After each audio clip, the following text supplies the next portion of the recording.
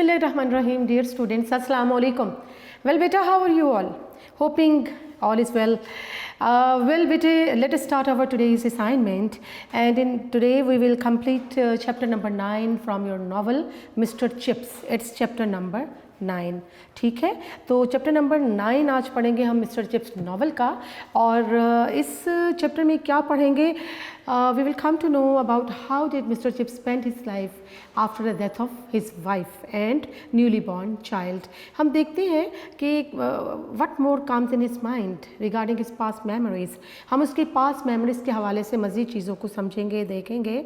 और अपनी wife Catherine की डेथ के बाद, अपने न्यूली बॉर्न चाइल्ड की डेथ के बाद उसकी क्या फीलिंग थी, कैसी ज़िंदगी गुजार रहा था, वो सारे शब व रोज़ जो हैं वो तकरीबन इसमें डिस्कस किए जाएंगे। तो देखते हैं जनाब। Chips changed his more commodious apartment in school house for his old original bachelor quarter. Commodious क्या होता है? स्पेशियस। और स्पेशियस क्या होता है? कुशादा, वसी। और बेटे एक और वर्ड आ रहा है इसमें, स्कूल हाउस। स्कूल हाउस क्या होता है? स्कूल से मुल्हिका, स्कूल के साथ मिली हुई अकामत गाह। ठीक है, यानी a private house adjoining the school where school teacher live, where school teacher live. A private house adjoining the school where teachers live। ठीक है जी, a private house adjoining the school where teachers live। वो अकामत गाह, वो hostel, वो जगह जहाँ जो कि स्कूल के साथ मुल्हिका हो और जहाँ टीचर्स रिहाइश पजीर हो। ओल्ड ओरिजिनल बैचलर क्वार्टर के चिप्स की ज़िंदगी में क्या तब्दीली वाक़या होती है कि उसके पास जो वसी, स्कूल से मुल्हिका इमारत में जो उसके पास वसी रहने के लिए कमरा था वो उसने छोड़ दिया, अपने बैचलर क्वार्टर में वापस लौट गया। शादी से पहले जिस क्वार्टर में रहता था वहाँ लौट गया। ही thought at first he would give up his house mastership but the head master persuaded him otherwise. Persuade mean convinced. वो क्या चाहता था कि अपनी हाउस मास्टरशिप को, अपनी टीचिंग को तर्क कर दे, छोड़ दे, लेकिन हेड मास्टर ने इसको परसुएड किया, आमादा किया कि वो ऐसा ना करे। And later he was glad, और बाद में वो भी इस फैसले पे खुश था कि उसने टीचिंग छोड़ी नहीं। The work give him something to do, filled up an emptiness in his mind and heart. क्योंकि काम करने से उसे बहुत कुछ मिलता था, यानी उसकी जो जहन और दिल की जो खला थी, उसकी बेगम की जुदाई के बाद वो खला पुर हो जाती थी। He was different, everyone noticed it। और हर एक ने इस चीज़ को देखा कि अब वो बहुत मुख्तलिफ हो चुका था। Just as marriage had added something, so did bereavement। bereavement क्या होगा? grief, गम। जिस तरह शादी का होना उसकी ज़िंदगी में एक खुशाइंद, एक खुशगवार तब्दीली का बायस बना था, और वैसे ही ये गम की कैफियत भी तब्दीली लाने का सबब बनी। After the first stupor of grief he became suddenly the kind of man whom boys at any rate unhesitatingly classed as old। Stupor क्या होगा? ट्रांस, TRANCE, शॉक,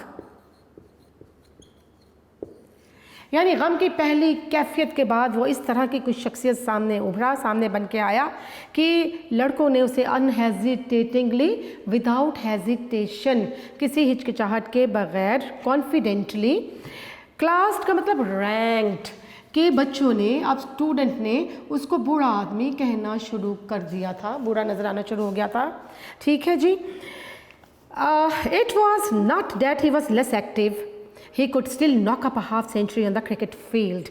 ऐसा नहीं था कि अब उसमें वो चुस्ती, तवानाई, मुस्तादी नहीं रही थी, और ऐसा भी था कि वो क्रिकेट पिच पर, क्रिकेट के फील्ड में आराम से हाफ सेंचुरी, निसफ सेंचुरी आसानी से बना सकता था। Not was it that he had lost an interest और keenness in his work, keenness attention, और ऐसा भी नहीं था कि उसके काम में दिलचस्पी, तवज्जो कम हुई थी। ठीक है, लेकिन बहरहाल गम की कैफियत तो उस पर मौजूद थी ही। Actually to his hair had been greying for years, और बहुत सालों से इसके हेयर ग्रे हो रहे हैं, मतलब सफ़ेद पड़ रहे हैं, उसके बाल जो है वो भी सफ़ेद हो रहे थे। Yet now for the first time people seemed to notice it, लेकिन अब लोगों ने पहली दफ़ा नोटिस लेना शुरू कर दिया था कि इसके बाल सफ़ेद हो रहे हैं और ये बूढ़ा हो रहा है। He was 50. कितनी एज हो गई है उसकी? 50 साल। Once after some energetic energetic game during which he had played as well as many a fellow half his age, he overheard a boy saying, "Not half bad for an old chap like him." Chap क्या होता है? Fellow. एक दफ़ा उसने cricket में बड़ी शानदार कारकर्दगी का मुजाहरा किया था और उसने कुछ बच्चों को ये कहते हुए सुना था कि इस जैसे बुरे शख्स से ये तवक्को करना, यानी उसने क्या किया था? He had played as well as many a fellow half his age, अपने से निसफ उम्र के जो क्रिकेटर्स थे उनसे कहीं ज़्यादा अच्छी कारकर्दगी दिखाई थी। एक दफ़ा उसने इतनी एनर्जी से वो खेला था कि लड़कों ने उसके बारे में क्या कहा, इसने क्या सुना लड़कों को कहते हुए कि not half bad for an old chap like him, chap fellow, कि ऐसे बुरे शख्स के लिए ऐसी कारकर्दगी का मुजाहरा करना कतन अजीब नहीं। Chips, when he was over 80, used to recount that incident with many chuckles. Recount, remember. Chuckles क्या होगा? Giggle, GIGGLES. Giggles क्या होता है? Suppressed laugh. खिसियानी हंसी कहा जाता है, दबी हुई हंसी। तो Chips, when he was over 80, used to recount that incident with many chuckles. Old at 50, तो जब 80 साल की उम्र थी चिप्स की, तो क्या था जनाब, अक्सर एक वाक़े को याद किया करता था और दबी हुई हंसी हंसा करता था वो वाक़या याद करके कि क्या 50 साल भी कोई बुढ़ापा होता है। It was Naylor who said that the Naylor cannot be far short of 50 himself by now. कहता है मेरा स्टूडेंट नेलर था जिसने ये कहा था कि मैं 50 साल का, चिप्स 50 साल का बूढ़ा हो चुका है। कह रहा मैं 80 साल का हूँ, तो चिप्स जो है वो नेलर जो है वो क्या होगा कि वो अब I wonder if he still thinks that 50 is such an age. Naylor cannot be far short of 50 himself by now. और मुझे यकीन है कि मैं 80 साल का हो चुका हूँ, तो अब नेलर की उम्र भी 50 साल की हो चुकी होगी।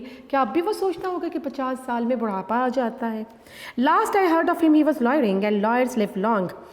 कहते हैं मैंने सुना था कि जो नेलर है मेरा स्टूडेंट ये वाला जिसने कहा था 50 साल का बूढ़ा मिस्टर चिप्स, ये वकील बन गया था, और वकील जो है वो तो झूठे, वो क्या करते हैं, last I heard him as he was lawyering, मैंने सुना था कि वो वकालत कर रहा है। एंड लॉयर्स लिव लॉन्ग, और लॉयर्स जो होते हैं, जो वकील होते हैं, उनकी बड़ी लंबी ज़िंदगी होती है। Look at Halsbury, chancellor at 82 and died at 99। फिर उसको एक और वाक़या याद आया कि हल्सब्रे जो था वो 82 की एज में चांसलर बना था और 99 की एज में वफ़ात उसने पाई थी। तो उम्र तो गुज़रती ही जाती है, उम्र को गुज़रना ही है। There is an age for you, कि हर एक के लिए एज होती है, उम्र होती है जिसे गुज़रना है। टू ओल्ड एट 50, कहते क्या 50 साल में बहुत बुढ़ापा आ जाता है। Why fellows like that are too young at 50, कहते हैं ऐसा क्यों है, बल्कि जो फेलोज जो कि 50 साल के फेलोज होते हैं बड़े यंग और एक्टिव ही होते हैं। I was my self a mayor infant, mayor होता है ओनली, इन्फेंट क्या होगा, बेबी, कि जब मैं 50 साल का था तो मैं खुद एक बेबी थी, मैं खुद एक छोटा बच्चा था। ये वाक़या याद कर रहा है, इंजॉय कर रहा है चिप्स। नेलर का जिक्र आया इसमें, हेल्सब्रे का जिक्र आया इसमें, ठीक है जी, उम्र के हवाले से। मज़ीद देखते हैं क्या चीज़ें वो हमारे साथ शेयर करता है। And there was a sense in which it was true, और एक लिहाज से ये बात सच भी थी। For with the new century there settled upon Chips a mellowness, mellowness क्या होगा, मेच्योरिटी, क्योंकि मेलोनेस मेच्योरिटी, क्योंकि नई सदी के साथ, उम्र के बढ़ने के साथ साथ उसमें क्या आई थी, एक तरह की मेच्योरिटी, एक तरह की पुख्तगी जो है वो हमें चिप्स में नज़र आती है। For with Chips a mellowness that gathered all his developing mannerisms and his often repeated jokes into a single harmony. Harmony क्या होता है, इन अग्रीमेंट, इन अग्रीमेंट यानी हम आहंग होना, यानी चिप्स में वो मेच्योरिटी, वो पुख्तगी आ चुकी थी कि उसके तमाम मैनरिज्म जो उसका रख रखाव तौर तरीके थे और उसके बार बार दोहराए जाने वाले जो लतीफ़े थे, ये सब चीज़ें एक दूसरे से हारमनी में आ चुके थे, हम आहंग हो चुके थे। No longer did he have though slight होते हैं sometimes a little and occasional भी happening sometime disciplinary troubles। अब उसके पास नज़्म व ज़ब्त के हवाले से अब उसे किसी किस्म के मसाइल का सामना भी नहीं था और feel diffident about his own work and worth. Diffident क्या होगा? हेजिटेंट क्या होता है? हम इसको लेस कॉन्फिडेंट भी कह सकते हैं और हेजिटेंट भी कह सकते हैं। हिचकिचाहट को कहा जाता है। तो हम इसमें क्या पढ़ रहे हैं कि एक तो डिसिप्लिन के हवाले से उसकी जो नज़्म ज़ब्त बरकरार रखने के हवाले से प्रॉब्लम्स मसाइल ख़त्म हो चुके थे। अब वो अपने वर्थ क्या होता है? पोजीशन, अपने मकाम के बारे में क्या है कि वो अब हिचकिचाहट, पहले वो अपने पोजीशन, अपने मकाम, अपने रैंक के बारे में हिचकिचाता था, सहमा रहता था, ज़्यादा बोल्ड नहीं था। अब वो क्या है? फ़ख्र महसूस कर रहा है अपने आप पर, अपनी पोजीशन पर। He found that his pride in Brookfield reflected back, giving him cause for pride in himself and in his position। और वो ब्रुकफील्ड के में गुजारे हुए माजी को बड़े फ़ख्री अंदाज में देखता था। उसे अपने आप पर, अपनी पोजीशन पर, अपने ओहदे पर फ़ख्र महसूस होता था ब्रुकफील्ड में रहते हुए। It was a service that gave him freedom to be supremely and completely himself. ये उसकी सर्विस थी, उसकी जॉब थी, जिसने उसको एक शऊर दिया था कामलियत का, मुकम्मल होने का। That he was completely and supremely and completely himself, कि वो अपनी ज़ात में मुकम्मल था। ये शऊर उसे इस जॉब ने, इस मुलाजमत ने दिया था। He had won by seniority and ripeness। राइपनेस भी मेच्योरिटी होता है, अपनी पुख्तगी और अपने सीनियर आला मतलब ज़्यादा तजुर्बेकार होने की वजह से। एंड अनचार्टर्ड होता है अनएक्सप्लोर्ड, ठीक, अनऑब्जेक्शनेबल, ठीक है, unexplored, unknown. No man's land क्या होगा? Not objectionable, not objectionable, not objectionable। Privilege, और नेक्स्ट वर्ड है प्रिविलेज। क्या होगा यहाँ पर? प्रिविलेज को हम फ्रीडम के तौर पे यूज़ करेंगे।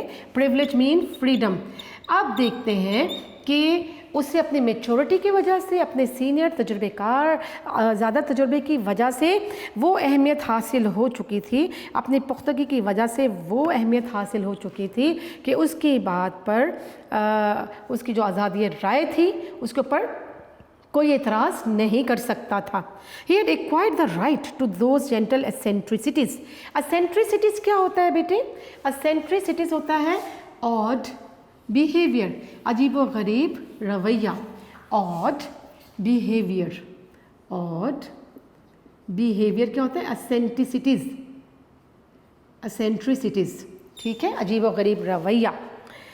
Date so often attack school masters and parsons होता है प्रिस्ट, पादरी, कि उसे पुख्तगी की वजह से, सीनियरिटी की वजह से ये राइट, ये हक भी मिल गया था कि वो अपने अजीब रवैये के बाइस बाज़ दफ़ा पादरियों और स्कूल मास्टर्स को भी तनकीद का निशाना बना दिया करता था। And nobody could object against him, कोई भी उसके ख़िलाफ़ एतराज़ नहीं कर सकता था। मज़ीद देखते हैं। He wore his gown till it was almost too tattered to hold together. Tattered होता है वॉर्न आउट, फटा हुआ, WORN, वॉर्न आउट। अक्सर वो अपना गाउन जो है वो पहने रखता कई दिन, और क्या होता, वो बोसीदा हालत में हो जाता कि उसे संभालना, उस गाउन को संभालना मुश्किल हो जाता।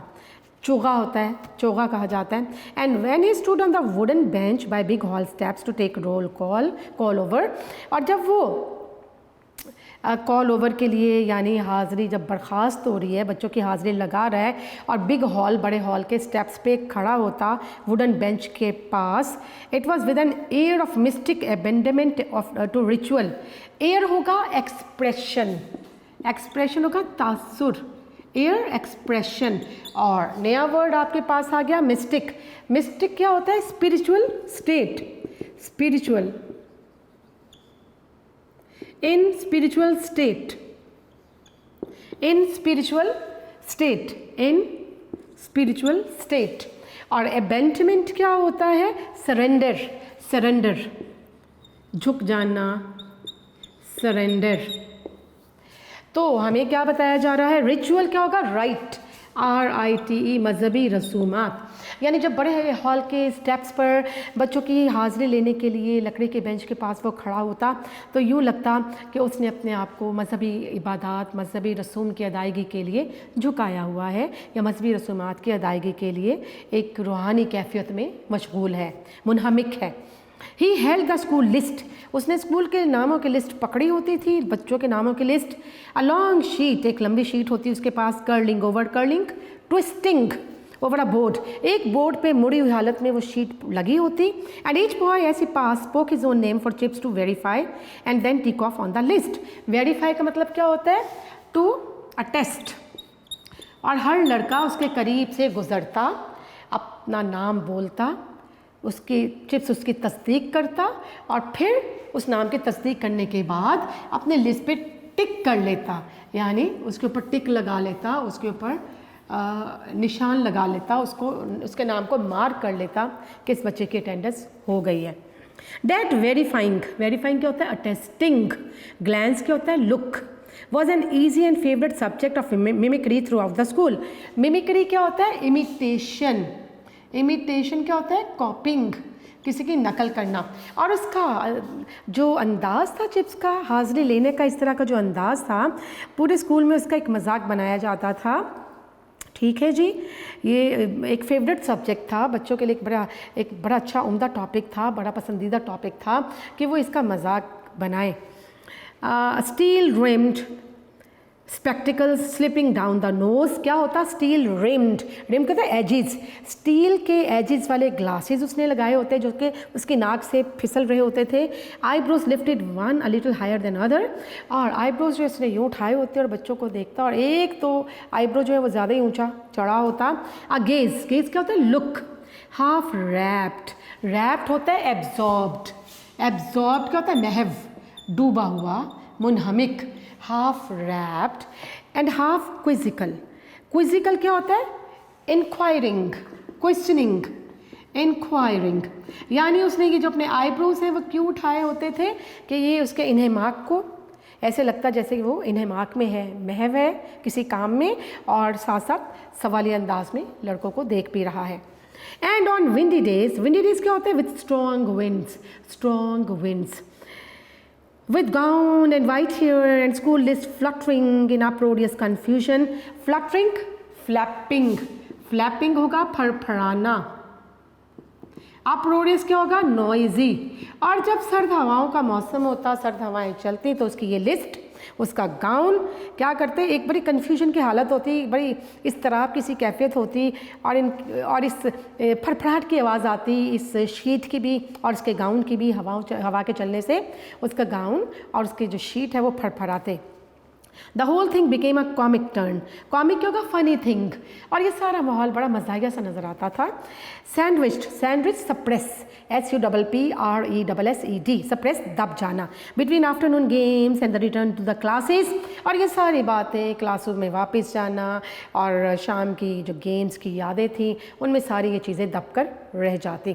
तो बड़े मज़े का वाक़या इसमें बताया गया है कि बिग हॉल में जब वो कॉल ओवर करता था, हाज़िरी बर्खास्त हो रही है बच्चों की और उनके सोने का टाइम है, तकरीबन क्लासेस में वापस हॉस्टल वगैरह लौटने का टाइम है, तो उस वक्त कैसे हाजिर लिया करता था कि स्टेप पे खड़ा हो गया है और इसने जनाब अपने ग्लासेस जो हैं, स्टील रिम्ड ग्लासेस जो हैं वो स्लिप कर रहे हैं नोज़ पे, अपने आईब्रोज लिफ्ट किए हुए हैं, क्विजिकल उसकी जो लुक है, और इस तरह से वो वेरीफाई किया करता था बच्चों के नाम। और बच्चों के लिए क्या था? That was the favourite subject of mimicry for the students through out the school. School में इस चीज़ का बड़ा मजाक बनाया जाता था, एंजॉय किया जाता था। Some of those names and little snatches of chorus. Snatches क्या होता है? बिट्स, बिट्स होता है टुकड़े, और कोरस क्या होता है? बेटा कोरस यहाँ पर क्या है?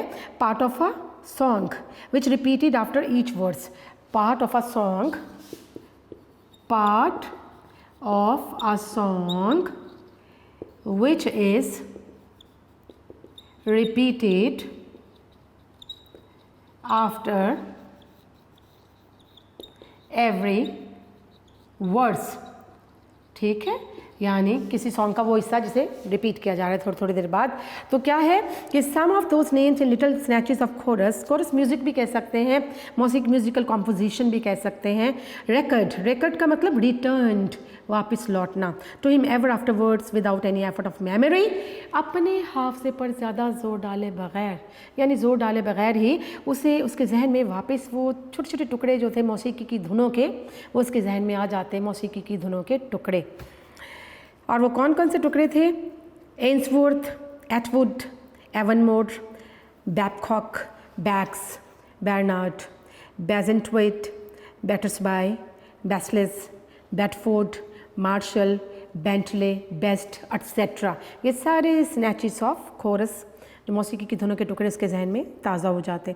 एंड अनदर वन, और मज़ीद और टुकड़े भी, उनस्ले, विल्स, वेधम, वैक्सटाफ, वेलिंगटन, वाटरस्प्रेमिस, वाटरस्केंडस, वाटलिंग, वेवने, वेब, ये सारी इसके जहन में चीज़ें आती मौसीकी से related.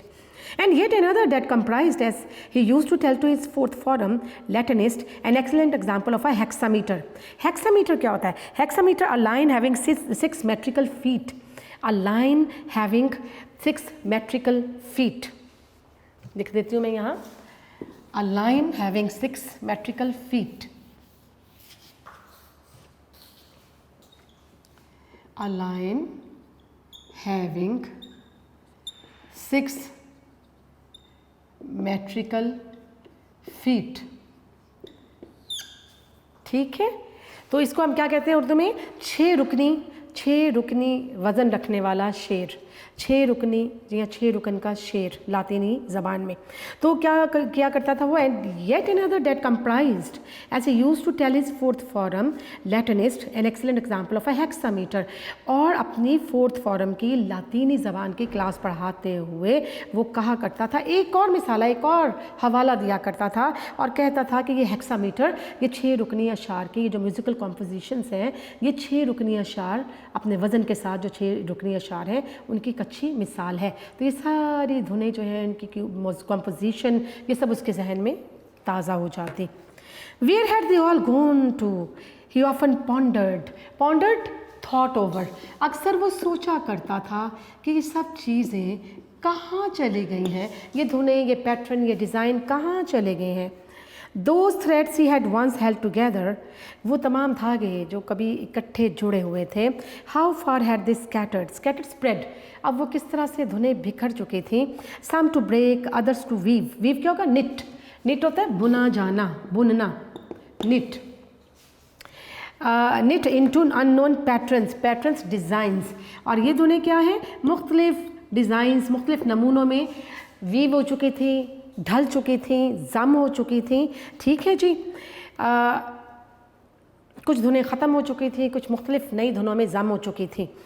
The strange randomness of the world, randomness क्या होता है? हैप हैजर्डनेस, हैप हैजर्डनेस क्या होता है?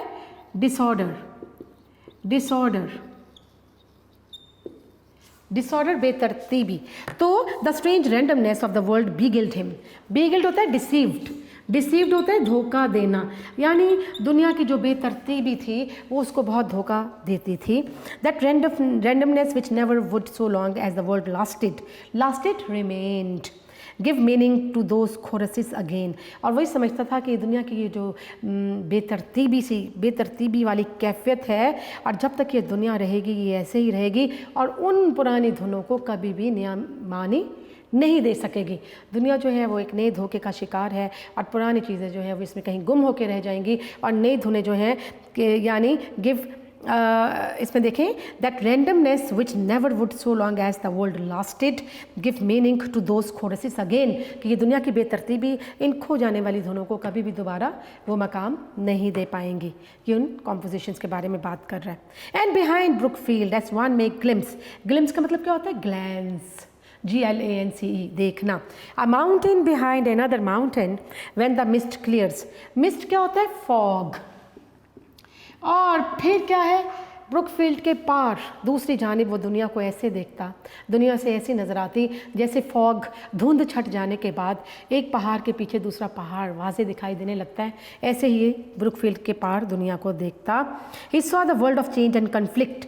कन्फ्लिक्ट क्या होता है? डिसअग्रीमेंट। तो दुनिया कैसी थी उसके लिए? दुनिया में गैर हम आहंगी थी और दुनिया जो है वो इंतशार से, तब्दीली से भरपूर उसको नज़र आया करती थी कि दुनिया में वक्त के साथ साथ कितना चेंज आ चुका था। And he saw it more than he realised with the remembered eyes of Kathie. और कैथी की वो जो यादगार यादें और उसकी आंखों के साथ वो इस दुनिया को, बदलती हुई दुनिया को देखा करता। She had not been able to bequeath him all her mind. bequeath होता है बेस्टो, और बेस्टो होता है अता करना, नवाजना। यानी कैथरीन जो है उसने अपनी तमाम तर जहानत जो है, जहनी कैफियत तो या जहानत जो है वो तो अपनी तमाम तर चिप्स को अता नहीं कर पाई थी। Still less the brilliance of it. Brilliance, intelligence, brightness, हाँ कुछ जहानत कैथी ने उसे दी थी। But she had left him with a calmness and a poise. Calmness क्या होता है? कंपोजर। कंपोजर क्या होता है? सुकून की कैफियत, कंपोजर। एंड पॉइज, पॉइज क्या होता है? बैलेंस। क्या चीज़ दी थी कैथी ने उसको? कंपोजर और बैलेंस, यानी कामनेस और पॉइज, यानी उसको तवाज़ुन की और सुकून की कैफियत अता की थी उसकी ज़िंदगी में, चिप्स की ज़िंदगी में एक सुकून और तवाज़ुन की कैफियत अता की थी। किसने? कैथरीन ने चिप्स को। That accorded well. Accorded well का मतलब क्या होगा? To be in harmony. To be in harmony, हम आहंग होना। टू बी इन हारमनी, हम आहंग होना जी। With a calmness and a poise that accorded well with his own inward emotions.